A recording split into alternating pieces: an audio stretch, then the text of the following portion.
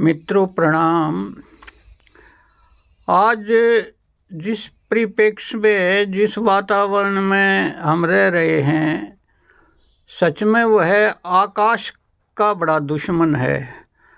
हमने आकाश की शुद्धता पर कभी सोचा नहीं, आकाश को प्रदूषित करने पर तुले हैं।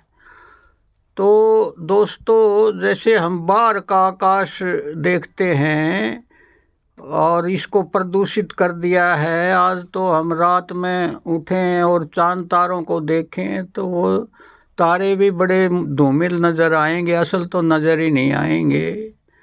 तो ठीक इसी प्रकार हमारे भीतर भी एक आकाश है, लेकिन विचारों के बादलों से हमने उसको भी प्रदूषित कर दिया है।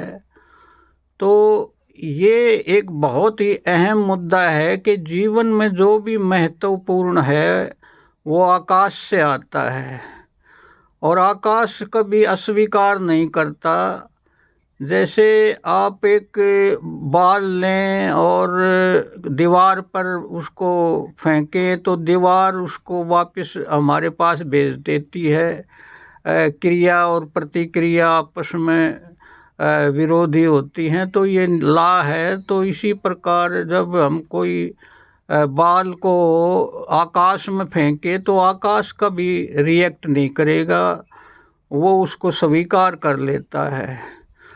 तो आज मैं अंतर आकाश पर थोड़ा सा बात करता हूँ कि अगर हम आज हमारे भीतर जो आकाश है, सच में वो आकाश हमारी चेतना का आकाश है।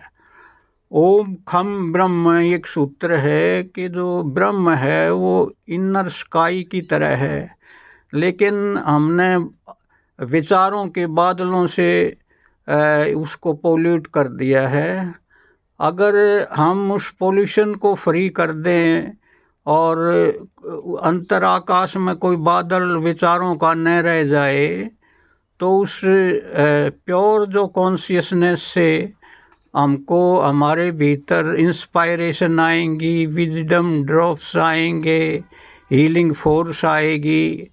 तो जीवन में जो सोर्स है, जहाँ से लाइफ आती है, तो वो इनर स्काई है।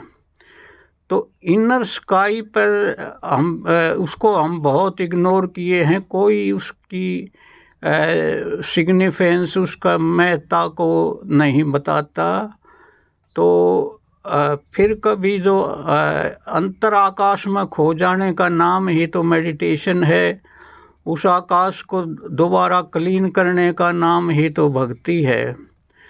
तो दोस्तों, ये जो कैसे उसको अंतराकाश को शुद्ध करें, और जो शुद्ध जो प्योर कॉन्शियसनेस है वही शिवा है।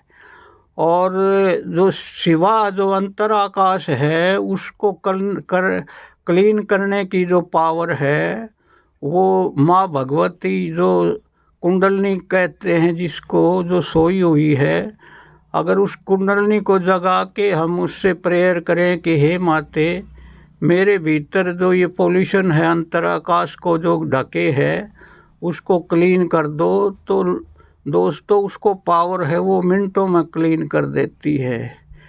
जय हो, जय हो, जय हो।